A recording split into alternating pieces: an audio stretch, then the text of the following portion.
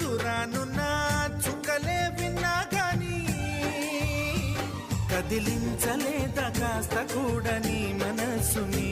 పరదాలు దాటి ఒక్కసారి పలకరించవేమి అందరినీ ఇలా వెంటపడి అడగాల సరదాగా నువ్వే ఎదురైతే సరిపోదా నిద్రపోతున్న రాత్రి నడిగా